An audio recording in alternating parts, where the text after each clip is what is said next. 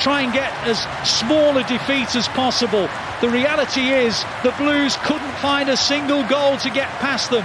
And though at the other end Ederson did not have a single save to make, Southampton fans are the ones leaving jubilant, and City will be left nervously looking over their shoulders at the chasing pack behind them. The final score here at St Mary's, a very frustrating 0-0 draw. Well, City gave everything, as they always do, but they just could not find the breakthrough. They tried and tried again. Ramsdale made one or two saves. There was a ball cleared off the line. Marmoush hit the crossbar, but it just wasn't to be. Well, let's go down to pitch side, and I can see FG and Michael are awaiting. Yeah, full time from St Mary's. I mean, what a game, what an end to the game. See through everything. The kitchen sink at Southampton, but it's the home fans who are happy with a point. Look, they defended well, but that group of players gave absolutely everything. They gave everything. I mean, it just tells you these home fans are absolutely delighted that they could get something from it. But right at the end, we were pushing. There was cross after challenge after chance, and then Marmoush just hits that ball right across the face, hits up the crossbar. I think at that point you thought it wasn't meant to be because of all the effort, all the control. We just couldn't find a way through. We've got to really congratulate that defence, how they held up in the situation that the home team are in. They really fought for it. They were desperate to get something against Manchester City. Yeah, desperate indeed. But I mean, you can see how much our supporters who have travelled so far and won't get home, and some of them until even tomorrow because of the transport, appreciate this team as the manager Pep comes over with the group of players. Well, they do, and they understand as Pep always comes across. I mean, the following we get away from home now, just listen to that vocal support. It's just absolutely brilliant. The players gave it all, as you've said, but we just couldn't find that little cutting edge. It happens at times in Premier League games, but the bigger picture is it's another point towards that Champions League. We're almost there, FG. We've got work to do, we know that, but we now have to concentrate on a big cup final. We want to try and obviously come away with a trophy, but... And there we go, you see Ruben Dias giving his shirt to the fans, appreciating the supporters, getting deserved appreciation, because throughout everything this season, that man has been there. He has been there, he has always been the leader, and I'm pretty sure we're going to see many years of Ruben Dias. I tell you what, I'd take my shirt off as well if I looked like that. Not bad, eh? That's why I keep mine on, mate. That's a lesson, isn't it, for us both? Do you know what? It's nice because did you see the joy on that youngster? Come all the way to Southampton, gets Ruben Dias's shirt. I mean, it's a nice touch, isn't it? Well done to him, by the way, for doing that. Yeah, absolutely, and well done once again to our amazing away support, because we say it every week, Brownie, but it never gets old, because when you look at how far these guys travel every single week and the things they do for this football club through thick and thin, they're always here. Yeah, they're always there. They realise they haven't got the result when they've come to somewhere really far on the calendar. It won't be there next year as well, will it, Southampton? We have to understand that, but we're getting towards the end of the season, we're getting points, we're trying to qualify for the Champions League, as I keep saying, and then next week, that's what I'm looking forward to. We've got to move on quickly, the games come so fast. It's a cup final, we love Wembley, FG. That's what's just around the corner, and luckily the players, look, they've all come through. Haaland 90 minutes, that's a real positive. De Bruyne again, and there's the Wembley shout. I told you, they must have heard us. They must be listening. Listen, Wembley next week. Manchester City have another opportunity at silverware. Thank you very much, Brownie. I will see you at Fulham. Enjoy Wembley, and we'll see you very soon.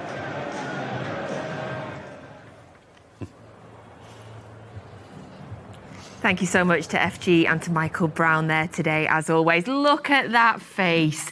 Ruben Dias gave him his shirt and he immediately put it on, and I imagine it probably goes down past his knees as well. But I love that. That's really cheered me up there at the end of that game. So it's finished 0-0, and the wild celebrations for Southampton are also partly now because of the fact they are officially not the worst team in Premier League history. Derby County fans of 07-08, sorry, still you. So a point today for City. Now, I am gutted, but looking at the table, there is still good news in it. So the Champions League qualification is still very much in our hands. So we are now sitting on 65 points. In sixth place, Nottingham Forest on 61 with a game in hand. So should they win their game in hand, they'll go to 64, still a point behind us. So if we still win our final 2 Premier League games, we still qualify for the Premier League, for the Champions League. Still joined by Steve and Kevin. And at the end of the day, Steve, I would like to have finished second. I'm not going to lie, but qualifying for the Champions League really is all that matters. It is, yeah, and I think the manager said that as well in the recent press conferences. Not about finishing second. Obviously, if they could, it would have been brilliant. But ultimately, to qualify for the Champions League would have is the main objective. I think today, they threw absolutely everything at it. Just didn't get that little break, that little slice of luck. But you've got to see a credit to Southampton. I mean, they defended for their lives. I mean, in all fairness, I think a lot of the fans, while they'd be enjoying that, the Southampton fans, they'd be thinking, why did we not do that through the season, to be quite honest. But fair play to them. They defended really well. Just a little bit unlucky that Mamouche strike as well beats the goalkeeper, but doesn't beat the crossbar, can't get underneath it. But it happens. It's one of those games. I think you've just got, whilst disappointing, just move on and look forward to the next game. I mean, obviously, as I said, they've got a cup final to come to, and then 2 games in the Premier League. So all in the hands. Right, let's take a look at the Premier League table as it stands. A reminder that a lot of the teams around us still have to play each other as well. The top 5, don't forget, will get that Champions League qualification. So there we are. You can see us there. We've played 36 games and we are on 65 points there. So Newcastle directly below us, Chelsea directly below us. They play each other tomorrow. That is a 12 o'clock kickoff for Newcastle and Chelsea. So one of them is dropping points, one of them, maybe both are gaining a point. We'll see tomorrow, but they play each other. Then you've got Nottingham Forest there on 6. They play Leicester City tomorrow. You might think that's a standard win for Forest, but you probably thought that was a standard win for us against Southampton today. And of course, don't forget, that's a local derby as well. So it is very, very tight. And as well, tomorrow Arsenal play Liverpool, although I'm probably not looking up anymore, sadly. But it is still very much in our hands. So that's the table as it stands, not forgetting that the teams around us, they've got to play each other. So, Kevin, the second half, it felt quite similar to the first half. Very frustrating for City. A lot of possession, a lot more opportunities in the second half. But the defending from Southampton, I think I expected them to run out of steam, and they never did. Yeah, I think Steve said there. Credit to them, they stuck at it. We're getting blocks on the line, clearance off the line. I thought Doku came on at half-time and made a difference. He was the one player that I thought could come on and change it, and he looked to get, at the players 1v1, and he was drawing 2 or 3 players towards him, which was freeing a bit of space for the other players. But I just think for City, it's just that final ball today, getting in wide areas, couldn't quite pick out the cross. There was a couple of crosses overhit when they were in good positions. It was just one of those frustrating afternoons where you thought they were never going to score. It was weird. Yeah, and City were really hammering, especially towards the end. It was opportunity after opportunity after opportunity. And you mentioned the Marmouche chance. That was a great chance that he had when he came on. Steve, is it just one of those ones where you just have to go, it just wasn't our day today? Yeah. I mean, sometimes, as I said, you've got to give credit to Southampton, but it just was that final pass, that final ball into the box. It would either hit the front man, the ball in the box, or it would be really too deep. I think there was on 2 occasions at least it looked as though it was too deep, but Haaland somehow manages to, rise really high and get it back across goal. We've had a couple of opportunities where there's like kind of a scramble in the box. I think O'Reilly's had a couple of chances where it's just maybe caught under his feet, but he's under pressure, he's fallen over. And it's one of them ones where, we're all kind of screaming at the telly. Well, Davies not screaming at the telly, but me and you are. But yeah, it's frustrating. The manager, I'm pretty sure, would be sort of saying in the dressing room, listen, you give it all you got. And that's all he can ask for. It is frustrating, but you said, dust yourself off and go again. What could City have done differently today? I just don't think, for me, they were at their best with the tempo, the quickness of the passing. I thought I thought Southampton defended well. I thought they were comfortable. There weren't really that many clear-cut chances. Ramsdale's made a couple of comfortable saves. I just thought the move, expect there was little passes, a little combination plays in around the box. It just felt to me they kept going side to side to side. It was almost get to the wide players, then come back to the middle. There wasn't any shots from distance really either. It was the outside of the box. So for me, they just played into their hands a little bit. And I thought Southampton defended really well, but not really pushed or asked the questions. They got into a good shape and they were just hard to break down. And like I say, it was one of those frustrating afternoons for them. They're going to have to be better next week. I think Palace will give them a good challenge, So it was 72% possession for City today, 26 shots versus Southampton's 2, 5 shots on target for City versus Southampton's 0 shots on target. Steve, for you, is there anything City could have done differently, better, changed today? Not really. I think that they tried absolutely everything. I mean, as I said, you can't fault their effort, application, anything like that. They give absolutely everything. It was just that little bit of quality in the final third that they just needed. I think Davies made the point. Just maybe it's the quickness of the passing. There was nothing wrong with the quickness of the pattern, but could have been a little bit sharper. We've seen City on so many times where it's just been bang, bang, bang, and they're straight through, where they couldn't quite do that. And not only that, Southampton made it very difficult because they were super compact.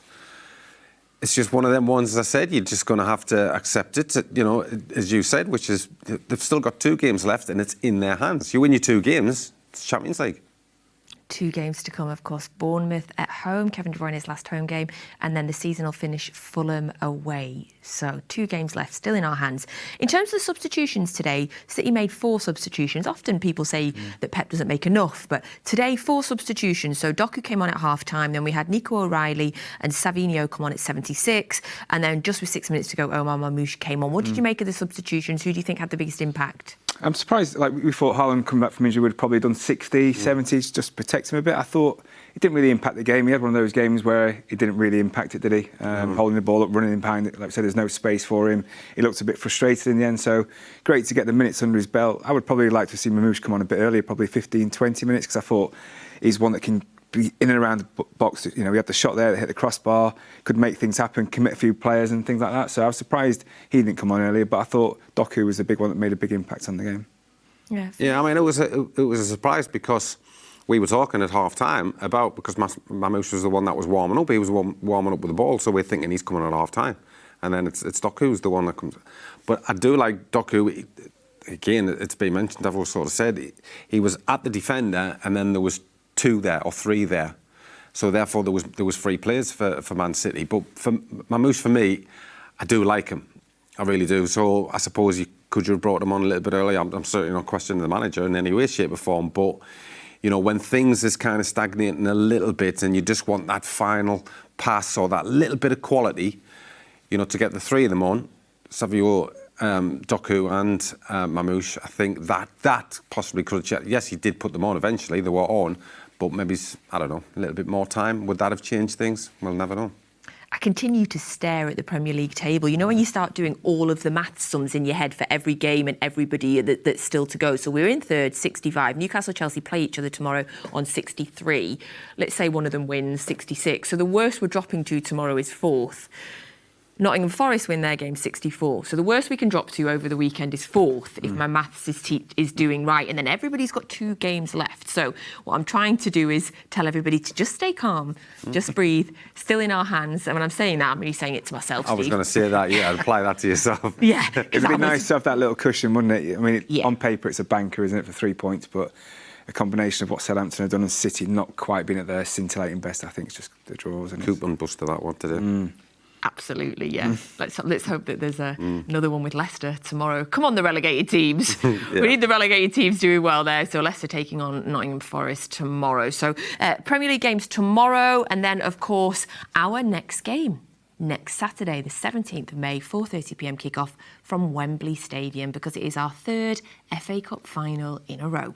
We'll be taking on Crystal Palace. Crystal Palace play Spurs tomorrow. That'll be an interesting one. 2 teams with finals to look forward to. I wonder how much rotation we will see in that game. But the FA Cup final, love an FA Cup final. We are blessed to be in our 3rd one in a row. Now, Steve, after today's performance, how are you feeling ahead of the FA Cup final? Still confident. I mean, that's a one-off game. You're not going to see that. As I said, if you look at any football fan, anybody that even, puts a bet on, I suppose, everybody would have said Southampton are getting beat at home. And it's just one of them things. It's just like, a bit of a freak result. Everybody's going to be thinking, 0-0. Southampton's kept a clean sheet. So I've got no doubts about the performance. I think it'll still be very, very good. But I think you've got to look at Crystal Palace, and I think the way that they really dismantled Aston Villa, and Aston Villa have had a really good season, done really well in the Champions League, obviously in the semi-final, but they have got players that you have to watch, 100%, players that can cause problems and who are dangerous. But again, if City's on the game, I can't see there being anything in there for Crystal Palace, but it is a final. For you, Kev, after today, obviously with your more neutral hat on, what are you thinking ahead of the final next week? Yeah, I think City, they're well accustomed to a cup final as well, aren't they? So it'll be pretty new for Palace. It's been a while, I think. I don't know how long it's been for them, but they're used to these big finals. I think it'll be a normal week preparation for them, and it may suit them a bit more because Palace will commit players forward and it will create a bit more space in behind, whereas today there was nothing, was there? I mean, it was a block of Southampton red, wasn't it? They couldn't get through, so I think it'll be a bit more open game, which will probably suit City as well. I think Crystal Palace's last FA Cup final was when Alan Pardew did that dance. Oh, God, that was cringe, wasn't it? Yes. Was that Crystal Palace or was that West Ham? I feel like that was Palace. Was it Palace? Was it not Palace? Could have been West Ham, couldn't it? Hold on. The Gerrards. No, it was Palace. It was Palace. Palace. Yes. Because, I just quickly Googled it because I wanted the date. He admits that he regrets the dance and he should never have done it. 2016 FA Cup final. Well, they've never won a final, have they? And I'm pretty sure it's going to stay that way. Oh, I'm glad you are, Steve. I'm really glad you are.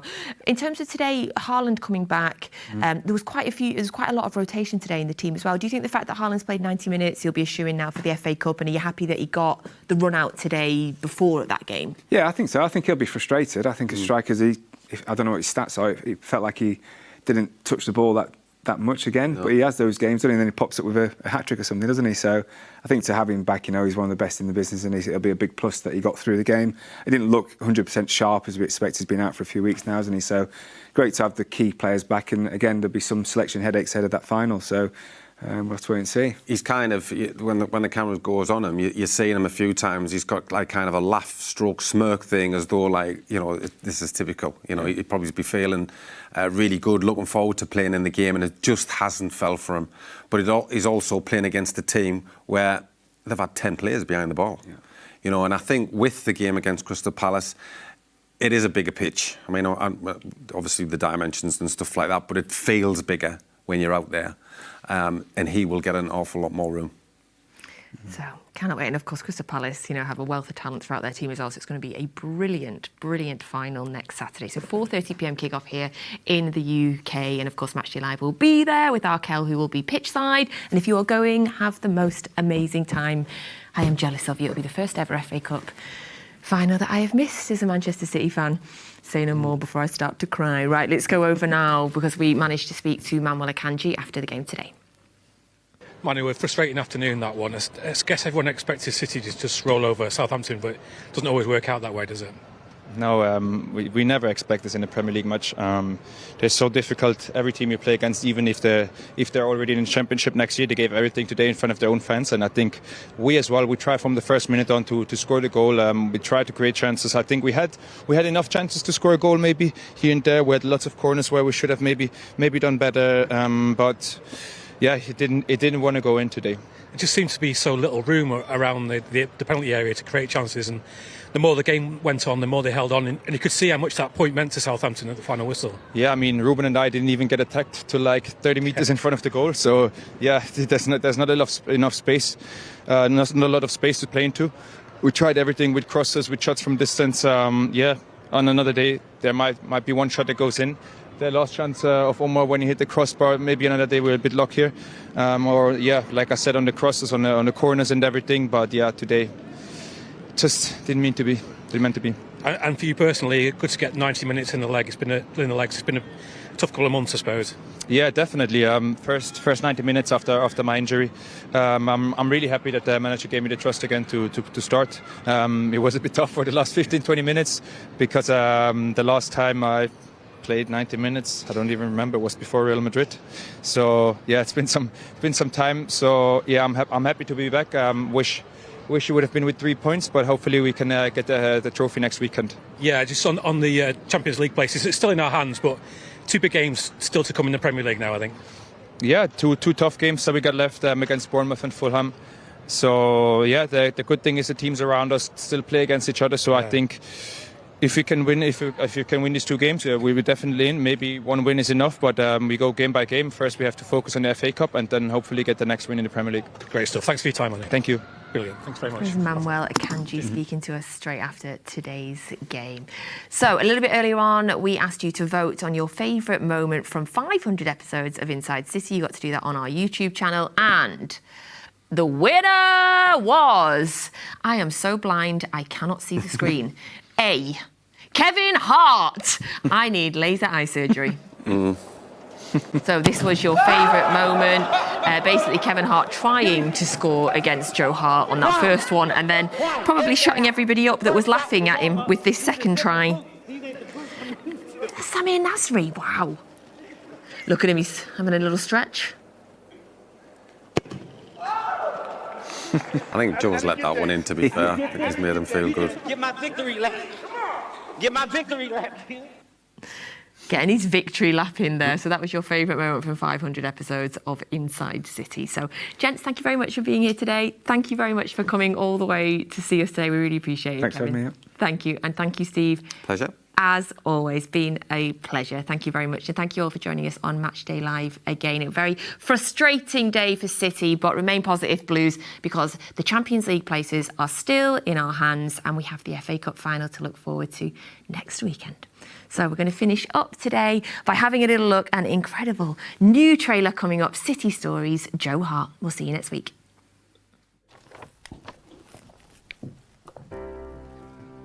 I adored being part of this club. I loved everything about it. With Joe Hart, you felt City did have an outstanding goalkeeper. You want a goalkeeper like that in your team, you know, you want someone who saves you games, who saves you points. Gunderhand with a bending shot, wonderful save by Joe Hart. I was just loving it though. It was just a night where I just wanted to be in the way of the ball.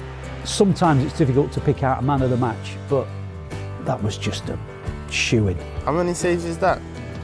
10 in the first half. And Joe Hart comes to City's aid. I think he took it to another level. Oh, what save that is. I think that's the best one for me. It was the first time that I lay on the floor afterwards and I went, I think you've done your job tonight. That was easily Joe Hart's best performance in the City shield. I'm Joe Hart and I was at Manchester City for 12-ish years.